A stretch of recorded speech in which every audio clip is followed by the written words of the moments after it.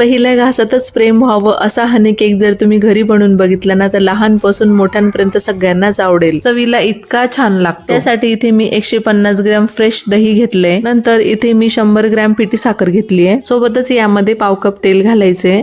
आता ह्या सर्व साहित्यांना एकजीव होईपर्यंत चांगलं फेटून घ्यायचे। फेटून झाल्यानंतर यावर चाळणी ठेवायची आणि त्यामध्ये 1.5 कप मैदा घालायचा, सोबतच यामध्ये अर्धा चमचा बेकिंग पावडर आणि पाव चमचा बेकिंग सोडा घालून याला चाळून घ्यायचे। चाळून झाल्यानंतर याला एकजीव होईपर्यंत मिक्स करून घ्यायचे। आता यामध्ये थोडं थोडं दूध घालून घट्टसर बॅटर बनवून घ्यायचे। मी दाखवते अशा पद्धतीने। फेटून झालं की यामध्ये अर्धा चमचा व्हॅनिला एसेन्स घालायचा आणि याला एकदा परत मिक्स करून घ्यायचं। इथे मी अगोदरच भांड्याला तेल ग्रीस करून घेतलं होतं। आता त्या भांड्यामध्ये आपल्याला हे बॅटर घालून घ्यायचं। आता याला 2 ते 3 वेळा टॅप करायचं। त्यासाठी इथे मी अगोदरच कढई प्रीहीट करायला ठेवलेली होती। आता यावर झाकण ठेवून मंद आचेवरती 25 ते 30 मिनिटांसाठी केक बेक करून घ्यायचा आहे।